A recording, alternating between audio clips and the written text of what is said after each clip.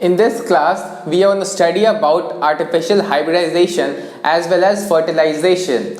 So this artificial hybridization that we are going to study is also a sort of pollination. So in normal pollination that we have studied, all the types of pollination that we have already studied are natural pollinations. Example, insect pollination or entomophily or hydrophily or any such type of pollination that we have studied, all those are natural pollinations. And here we are going to study about the pollination done by the help of humans. That is, here humans will do artificial pollination. And we also are seeing a specific word, that is hybridization over here. So in either of the types of pollination that we have studied earlier, we did not talk about hybridization, but we are going to specifically talk about hybridization over here. So you must have studied about the hybrids. So hybrids are certain organisms which has different traits or which have different qualities or features in terms of genetics. That is, they might contain different alleles. So alleles and genes we are going to study in chapter 5, that is the genetics. But here we want to combine certain characters or some certain traits which we are finding in two different varieties. For example, suppose two mango varieties are there and one mango variety is a very disease resistant and the other mango variety produces very good quality or very tasty fruits. So we want to combine these two features, that is a good quality mango, that is a good quality taste, and also the disease resistant feature of the other type of variety of mango. So we would do artificial hybridization, and through artificial hybridization we are going to try to attempt to combine these two features, that is good quality or good taste of one feature of one variety, and the other feature is the disease resistant feature of the other mango variety. So this is what we are going to do here, that is we are going to combine the characters or traits of two different varieties of plants. So we are going to do artificial hybridization for what? For crop improvement programs. That is, it is done for crop improvement programs. That is, here we are going to improve the quality of the crops or the quality of the plants. So that is our purpose. यहाँ पर हम एक ऐसे plant को form करना चाहते हैं जिसमें कि बहुत सारा अच्छा कैरेक्टर्स हो जो कि हमारा डिजायर टाइप का हो. सो यहाँ पर क्या हो रहा है, two plants having different superior traits, यानी कि यहाँ पर दो अलग अलग प्लांट में डिफरेंट ट्रेट्स तो होंगे लेकिन दोनों ट्रेट्स सुपीरियर होने चाहिए. यानी कि जो सुपीरियर ट्रेट्स होते हैं वो हमारे पॉइंट ऑफ व्यू से बेनिफिशियल होते हैं. हो सकता है ये सुपीरियर ट्रेट डिजीज रेजिस्टेंस हो, ड्रॉट रेजिस्टेंस हो, फ्लड रेजिस्टेंट हो, पीएच रेजिस्टेंस हो, या फिर इनमें कोई और सुपीरियर फीचर हो, यानी कि क्वांटिटी ऑफ फ्रूट ज़्यादा आता हो या फिर क्वांटिटी ऑफ ग्रेन्स ज़्यादा आता हो. तो ये सारे सुपीरियर कैरेक्टर्स या सुपीरियर ट्रेट्स होते हैं. तो ज़रूरी नहीं है कि नेचर में हर एक प्लांट में सारे सुपीरियर ट्रेट्स होंगे. तो हमें सुपीरियर ट्रेट्स को कंबाइन करने की कोशिश करनी है थ्रू आर्टिफिशियल हाइब्रिडाइजेशन. तो यहाँ पर क्या होगा कि हम आर्टिफिशियली क्रॉसिंग करेंगे, यानी कि हम लोग आर्टिफिशियली पॉलिनेशन करेंगे. तो यहाँ पर ह्यूमंस खुद से ही पॉलिनेशन करते हैं, यहाँ पे किसी और एजेंट की ज़रूरत नहीं होती है पॉलिनेशन. तो इसके स्टेप्स हमें जानना है. तो सबसे पहले इसके बारे में हमने देखा कि इसका पर्पस क्या है. तो इसका पर्पस है एक हाइब्रिड प्लांट को क्रिएट करना जिसमें कि हमारा डिजायर ट्रेट हो, वो अच्छे क्वालिटी का फ्रूट दे, ज़्यादा फ्रूट दे, डिजीज रेजिस्टेंट हो. ऐसे ट्रेट्स को हम कंबाइन करना चाहते हैं. तो दो प्लांट है, एक में डिजीज रेजिस्टेंस है, दूसरे में अच्छा क्वांटिटी ऑफ फ्रूट आता है. तो दोनों प्लांट्स को हम आपस में क्रॉस करा देंगे और हमें यही पढ़ना है कि हम ये क्रॉसिंग कैसे करते हैं. How humans perform artificial pollination. In this case this is what we are going to study in the steps of artificial hybridisation. So the first step is called as emasculation. तो हमने अपने पिछली classes में पढ़ा था कि flowers में 4 parts होते हैं, जो कि सबसे अंदर वाला होता है पिस्टिल या कार्पेल कहते हैं, जिसका पूरा सेट को हम गाइनिशियम कहते हैं. Likewise we had androecium, likewise we had corolla and calyx.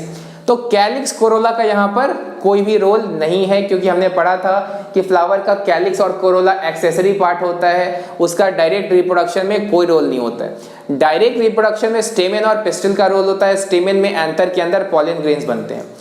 तो अगर कोई फ्लावर बाइसेक्सुअल है जिसमें कि पॉलन ग्रेन्स भी बनेंगे और जिसमें कि स्टिग्मा या पिस्टिल भी होगा, तो ये प्रोबेबिलिटी बहुत ज़्यादा होती है कि जो पॉलिन ग्रेन है उसी फ्लावर का वो उसी फ्लावर के स्टिग्मा पे पहुंच जाए, क्योंकि दोनों काफ़ी पास में होते हैं, एक फ्लावर के अंदर ही है दोनों।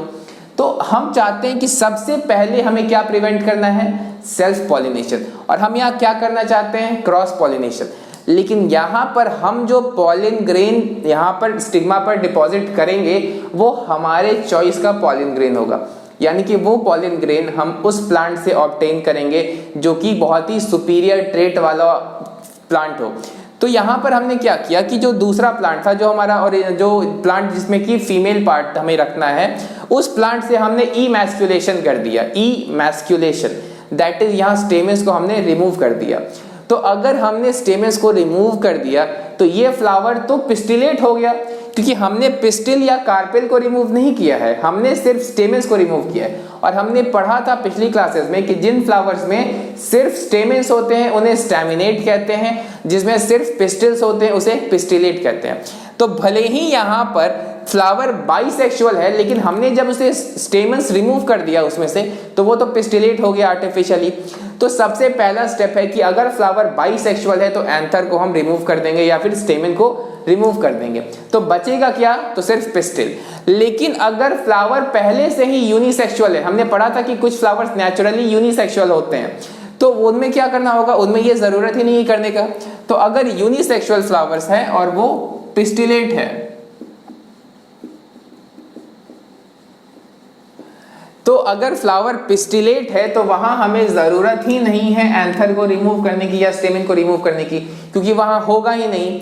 तो पहला प्रोसेस कि अगर बाइसेक्सुअल फ्लावर है तो उसकी इमैस्कुलेशन कर देंगे, यानी कि स्टेमन्स को रिमूव कर देंगे। अगर फ्लावर पिस्टिलेट है यानी कि यूनिसेक्सुअल है तो जरूरत ही नहीं है वो करने की, क्योंकि स्टेमन्स तो होंगे ही नहीं। तो अब हम बात करते हैं बैगिंग की। तो हमने फ्लावर को बड वाले स्टेज में ही रिमूव कर दिया, उसमें से हमारा जो स्टेमन्स था वो वाला पोर्शन। तो अब फ्लावर ओपन होगा, तो जब फ्लावर ओपन होगा तो स्टिग्मा एक्सपोज होगा। स्टिग्मा एक्सपोज होगा तो एटमॉस्फेयर के थ्रू, विंड पॉलिनेशन के थ्रू या इंसेक्ट के थ्रू या किसी और जूओफिली के माध्यम से ऐसा हो सकता है कि फ्लावर्स का जो डिफरेंट फ्लावर्स का पॉलिन ग्रेन हवा में होता है वो आके डिपॉजिट हो जाए। और जो एटमॉस्फेयर में पॉलिन ग्रेन होता है that is not necessary that it contains the pollen grains of from the plant which we want to obtain hybrid from. So यहाँ पर उस प्लांट का पॉलिन ग्रेन एटमॉस्फेयर में हो ये जरूरी नहीं है जिसका हाइब्रिड हम बनाना चाहते हैं। सो यहाँ पर क्या करेंगे कि फ्लावर को ओपन होने से पहले ही उसको पॉलीथीन बैग से कवर कर देते हैं या बटर पेपर से हम उसे कवर कर देते हैं। तो जब हमने फ्लावर को कवर कर दिया स्टिग्मा के एक्सपोजर होने के पहले ही, तो उसमें किसी और प्लांट का पॉलिन ग्रेन आने का पॉसिबिलिटी ही खत्म हो गया। तो जब हमने फ्लावर के बड स्टेज में ही ये कर दिया था, तो जब फ्लावर ओपन होगा तो स्टिग्मा या जो पिस्टिल है वो मैच्योर करेगा। पिस्टिल में स्टिग्मा, स्टाइल, ओवरी तीनों आते हैं। तो जब पिस्टिल मैच्योर कर जाएगा तो हम उस प्लांट से पॉलिन ग्रेन लेंगे जिसका हाइब्रिड हम बनाना चाहते हैं, और फिर पॉलीथीन को हटाएंगे, और पॉलीथीन को हटाने के बाद उस पॉलिन ग्रेन को खुद से ही स्टिग्मा के ऊपर स्प्रिंकल कर देंगे। तो उसके तुरंत बाद हम पॉलीथीन बैग से कवर कर देंगे प्लांट को या फिर फ्लावर को। तो फ्लावर को तुरंत पॉलीथीन बैग से कवर कर देंगे, तो जिस पॉलिन ग्रेन को हमने डाला है स्टिग्मा पर बस वही पॉलिन ग्रेन रहा ना स्टिग्मा पर, कोई और पॉलिन ग्रेन तो जा ही नहीं पाएगा, क्योंकि हमने तुरंत पॉलीथीन बैग हटाया और उस पर स्प्रिंकल किया और तुरंत पॉलीथीन बैग लगा दिया। तो इससे क्या होगा कि जो हम पॉलिन ग्रेन डालना चाहते हैं, जिस प्लांट का हम डालना चाहते हैं, बस वही प्लांट का पॉलिन ग्रेन स्टिग्मा तक गया है। यानी कि जिस पॉलिन ग्रेन से अब वहां पर पॉलिन ट्यूब बनेगा, मेल गैमीट्स जाएंगे एम्ब्रियो सैक तक, वहां पे तो वो मेल गैमीट्स होंगे ना जिस प्लांट का हम चाहते हैं। So this is what we do. तो उसके बाद जब हमने डाल दिया, उस पर स्प्रिंकल कर दिया pollen grain, now we will rebag the flower ताकि वो फ्रूट्स को डेवलप करे। फ्रूट्स के अंदर सीड्स होंगे, और रीबैग करने से क्या होता है कि हो सकता है कि उसके तुरंत बाद कोई दूसरा अनवांटेड पॉलिन ग्रेन आ जाए तो वो कंटामिनेट कर देगा उसको, यानी कि हम जिस पॉलिन ग्रेन से पॉलिनेशन कराना चाहते हैं उसके अलावा कोई और पॉलिन ग्रेन आ सकता है वहां पर। तो ये हम चाहते हैं कि नहीं हो, इसीलिए उसे तुरंत रीबैग कर दिया। After rebagging the fruits will develop, when the fruits will develop we will obtain the seeds and therefore we can obtain our desired hybrid. But it is not as simple as I have said it. यहाँ पर क्या होता है कि जो normal plants होते हैं उनमें कई बार इस तरीके से क्रॉसिंग करना पड़ता है। एक बार क्रॉसिंग करने से ज़रूरी नहीं है कि हमारा जो सुपीरियर डिज़ायर ट्रेड्स है वो ट्रेड्स कंबाइन कर जाए ऑफस्प्रिंग में। तो यहाँ पर क्या हो रहा है, after maturation the pistil of the flower is off the bag flower desired pollen grains are sprinkled over the stigma and after the removal of the covering. तो कवरिंग को रिमूव किया, फिर स्प्रिंकल किया, फिर रख दिया। उसके बाद क्या है, the flowers are rebag, flowers को हमने फिर से रीबैगिंग कर दिया और अदर पॉलन ग्रेन्स नहीं पहुंच पाएंगे स्टिग्मा पर उससे। उसके बाद क्या है, a number of crosses may be required to get desired hybrids, यानी कि एक क्रॉसिंग करके, एक बार आर्टिफिशियल हाइब्रिडाइजेशन करके जरूरी नहीं है कि हम अपना जो डिजायर्ड सुपीरियर हाइब्रिड वैरायटी है वो बना लें।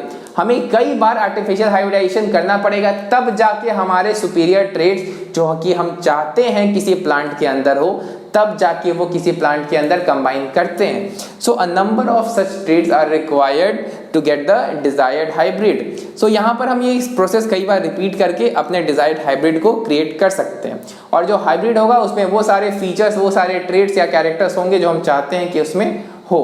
सो now we have completed artificial hybridisation.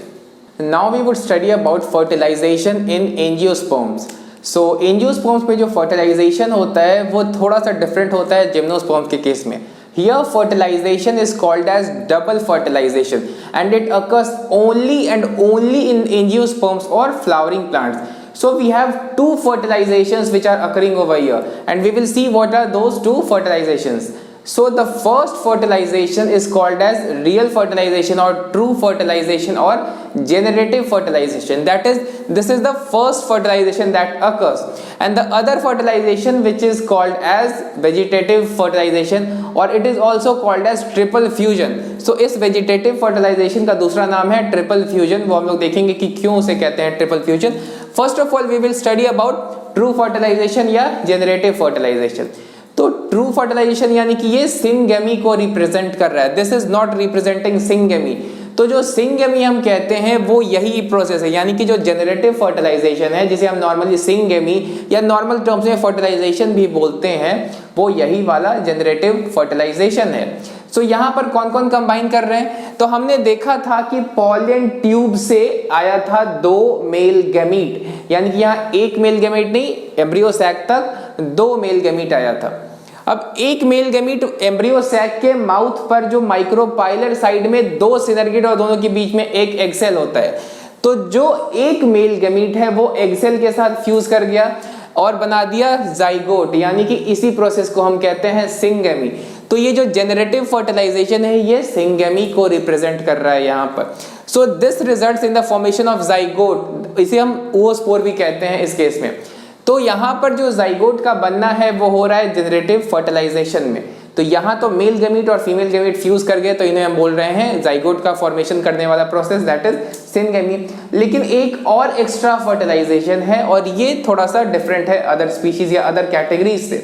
तो अदर कैटेगरीज में ये थोड़ा सा ये प्रोसेस नहीं होता है। तो यहाँ पे क्या हो रहा है कि पॉलन ट्यूब से हमने देखा था दो मेल गैमीट आए हैं, तो एग सेल के साथ तो एक ही मेल गैमीट फ्यूज किया है, तो यहाँ पर दूसरा मेल गैमीट बचा हुआ है।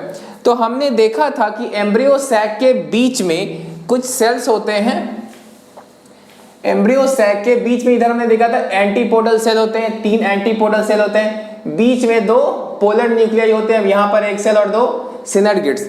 तो यहाँ पर जो दूसरा मेल गैमीट है इन्हीं दोनों पोलर न्यूक्लियाई के साथ फ्यूज कर जाता है। तो पहला वाला तो एग सेल के साथ फ्यूज किया तो जाइगोट बन गया, दूसरा वाला मेल गैमीट इस पोलर न्यूक्लियाई के साथ आके फ्यूज कर गया, यानी कि यहाँ पर टोटल हो गए तीन न्यूक्लियाई, एक न्यूक्लियाई मेल गैमीट का, दो न्यूक्लियाई पोलर न्यूक्लियाई का। नाउ हमने देखा था वहां पर जो एम्ब्रियो सैक जब हमने पढ़ा था तो वहां पे हमने देखा था कि ये दोनों जो पोलर न्यूक्लियाई हैं ये जनरली फ्यूज करके एक डिप्लॉयड सेकेंडरी न्यूक्लियस बना देते हैं, यानी कि अगर ये दोनों पोलर न्यूक्लियाई फ्यूज नहीं किए हुए हैं तो इन्हें दो पोलर न्यूक्लियाई बोलेंगे। लेकिन ऐसा भी हो सकता है कि ये दोनों पोलर न्यूक्लियाई पहले से ही फ्यूज करके सेकेंडरी डिप्लॉयड न्यूक्लियस बनाए रहे। तो यहाँ पर दोनों केस हो सकता है, जो दूसरा मेल गैमीट आया वो या तो दो पोलर न्यूक्लियाई के साथ फ्यूज करेगा, लेकिन हो सकता है कि ये दोनों पोलर न्यूक्लियाई पहले से ही एक सेकेंडरी न्यूक्लियाई बना दें। तो इस तरह के फर्टिलाइजेशन को हम कहते हैं वेजिटेटिव फर्टिलाइजेशन, यानी कि जेनरेटिव में मेल गैमीट एग सेल के साथ फ्यूज किया, वेजिटेटिव में क्या हो रहा है कि मेल गैमीट पोलर न्यूक्लियाई के साथ जो कि एम्ब्रियो सैक के बीच में थे, सेंट्रल सेल के पार्ट थे, और उसके अलावा हो सकता है कि वो दोनों polar nuclei secondary diploid nucleus बना चुका होगा पहले ही। अब हमें ये पता है कि ये जो पोलर न्यूक्लियाई होते हैं पहले से, ये होते हैं सेंट्रल सेल के अंदर, यानी कि ये जो बीच वाला बड़ा वाला सेल होता है that is called as central cell. तो ये सेंट्रल सेल को हम यहाँ पे कह सकते हैं प्राइमरी एंडोस्पर्म सेल, जो कि थोड़ी देर बाद हम लोग पढ़ने वाले हैं। सो फर्स्ट ऑफ ऑल हमने देख लिया कि दो तरह का फर्टिलाइजेशन हुआ। जनरेटिव में मेल गैमीट प्लस एक न्यूक्लियस जाइगोट बना, वेजिटेटिव में male gamete plus primary endosperm nucleus या प्राइमरी एंडोस्पर्म सेल का वो फॉर्मेशन करेगा जो अल्टीमेटली। तो प्राइमरी एंडोस्पर्म न्यूक्लियस जो बन रहे हैं यहाँ पर, वो किससे किससे बने, दो पोलर न्यूक्लियाई और एक मेल गैमीट के फ्यूजन से। अब ये primary endosperm nucleus central cell में है, तो जब प्राइमरी एंडोस्पर्म न्यूक्लियस बन गया तो जो सेंट्रल सेल था उसे हम बोलेंगे प्राइमरी एंडोस्पर्म सेल। यानी कि सबसे पहले क्या हुआ कि प्राइमरी एंडोस्पर्म न्यूक्लियस जब तक नहीं बना था तो हम उसे सेंट्रल सेल बोल रहे थे, लेकिन जब उसमें बन गया प्राइमरी एंडोस्पर्म न्यूक्लियस तो उस सेल को हम बोलेंगे प्राइमरी एंडोस्पर्म सेल, यानी कि वो एक तरह का पोस्ट फर्टिलाइजेशन पार्ट हो गया। अब जो डबल फर्टिलाइजेशन है वो सिर्फ और सिर्फ एंजियोस्पर्म में होता है। It was discovered by Nawaschin in Lilium and Fritillaria. तो इन दोनों प्लांट्स में इसका डिस्कवरी हुआ था, दैट इज नेवास्टिन के द्वारा। इन्हीं दोनों प्लांट्स में सबसे पहले डिस्कवर्ड हुआ था और ये 1898 के आसपास हुआ था एंड 1899 में ये कंफर्म किया गया था कि yes this is true. So these are the 2 points that we have to remember, that double fertilization takes place only in the case of angiosperms and it was discovered by Navastian in Fritillaria and also Lilium। तो इन दोनों plants में इन्होंने discover किया था double fertilisation को। अब double fertilisation में जो हमने ये जानना है कि डबल फर्टिलाइजेशन का जो पहला फर्टिलाइजेशन है दैट इज जेनरेटिव फर्टिलाइजेशन, वो पहले होता है। यहाँ पर दो फर्टिलाइजेशन हो रहे हैं, तो हो सकता है कि वेजिटेटिव पहले हो या जनरेटिव पहले हो। तो हमें ये याद रखना होगा कि यहाँ पर हमेशा जेनरेटिव फर्टिलाइजेशन पहले होगा, वेजिटेटिव फर्टिलाइजेशन बाद में होगा। इससे क्या होता है कि अगर वेजिटेटिव फर्टिलाइजेशन हो गया तो वेजिटेटिव फर्टिलाइजेशन का पर्पस होता है एक न्यूट्रिशियस टिश्यू को बनाना। तो वेजिटेटिव फर्टिलाइजेशन से प्राइमरी एंडोस्पर्म न्यूक्लियस बना, प्राइमरी एंडोस्पर्म सेल बना, तो वो एंडोस्पर्म बनाता है। एंडोस्पर्म होता है एक न्यूट्रिशियस टिश्यू जो कि एम्ब्रियो के लिए जरूरी होता है डेवलपमेंट के लिए। लेकिन यहाँ पर अगर फर्टिलाइजेशन नहीं हुआ और बिना मतलब का एंडोस्पर्म बन गया तो प्लांट का रिसोर्सेज वेस्ट हो जाएगा। प्लांट जो अपना एक्स्ट्रा रिसोर्स स्पेंड कर रहा है उस पर वो वेस्ट हो जाएगा। तो इसीलिए पहले जेनरेटिव फर्टिलाइजेशन होता है, उसके बाद ही वेजिटेटिव फर्टिलाइजेशन होता है, ताकि जो एंडोस्पर्म बने वो तभी बने जब हमारा जाइगोट या एम्ब्रियो बन चुका है। यानी कि पहले जाइगोट और एम्ब्रियो बनना होना है, उसके बाद ही डबल फर्टिलाइजेशन का जो सेकंड पार्ट है दैट इज वेजिटेटिव फर्टिलाइजेशन वो होगा, ताकि वेस्ट ना हो। अगर मान लीजिए किसी कारण से एम्ब्रियो नहीं बनता है या जाइगोट नहीं बनता है और ऐसे ही बन गया एंडोस्पर्म, तो एंडोस्पर्म में उतना सारा जो न्यूट्रिशन और न्यूट्रिशियस टिश्यू बना है वो तो वेस्ट हो जाएगा। इसीलिए हमेशा generative fertilisation precedes vegetative fertilisation. This is an important point. Now we see the central cell after fertilization becomes the primary endosperm cell।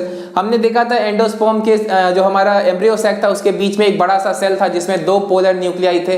तो वो क्या थे, वो थे जो कि हैप्लॉइड न्यूक्लियाई थे। तो सेंट्रल सेल जो था वो सेंट्रल सेल अब क्या बन जाएगा, प्राइमरी एंडोस्पर्म सेल। यानी कि जब उसके अंदर प्राइमरी एंडोस्पर्म न्यूक्लियस बन गया तो वो क्या हो जाएगा, प्राइमरी एंडोस्पर्म सेल बन जाएगा, जो कि पहले था सेंट्रल सेल। अब एम्ब्रियो सैक के बारे में थोड़ा सा जानना है कि जब हमने पढ़ा था एम्ब्रियो सैक तो उसमें हमने फाइनली यही पढ़ा था कि 7 सेल और 8 न्यूक्लिएट स्टेज के बाद एम्ब्रियो सैक ग्रो नहीं किया था।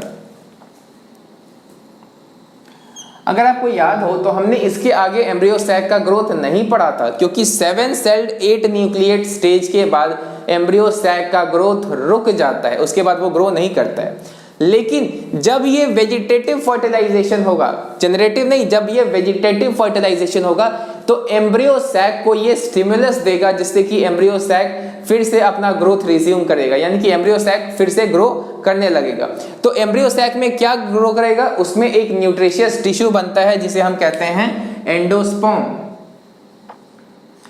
तो ये जो एंडोस्पर्म का फॉर्मेशन हो रहा है ओनली आफ्टर फर्टिलाइजेशन हो रहा है, और वेजिटेटिव फर्टिलाइजेशन क्या कर रहा है एम्ब्रियो सैक को, एम्ब्रियो सैक को स्टिमुलस दे रहा है कि अब तुम फिर से ग्रो करो या तुम्हें टिश्यू या न्यूट्रिएंट्स का एक्यूमुलेशन करो। तो यहाँ पे न्यूट्रिशन का एक्यूमुलेशन होता है और जिससे कि बनता है एंडोस्पर्म। अब यहाँ पे जो न्यूक्लियस था वो हमें थोड़ा जानना है।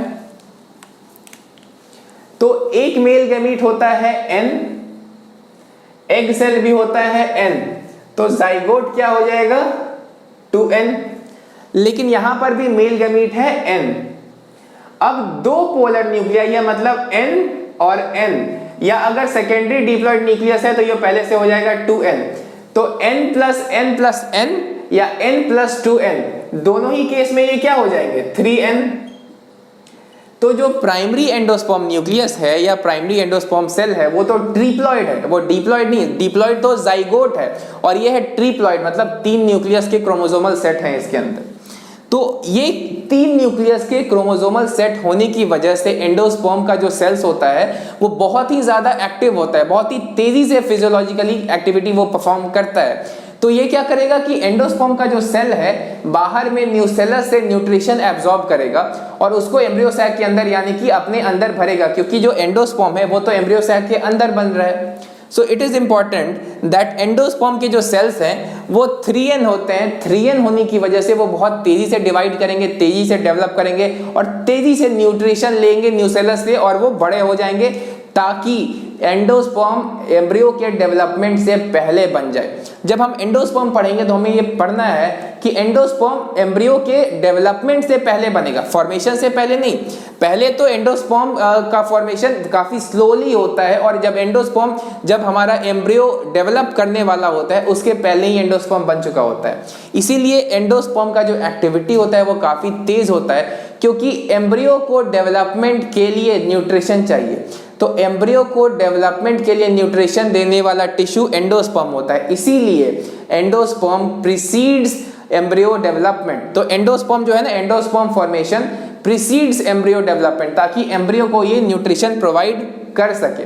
सो we will study more about endosperm in the next class, and now we have completed the fertilization part, only the fertilization part, and whatever we are going to study after this, those will come under post fertilization event, that is जो भी event अभी आने वाले हैं, that is endosperm का formation या फिर endosperm का development, फिर embryogenesis, seed formation, fruit formation, all of these events are going to come under post fertilization events.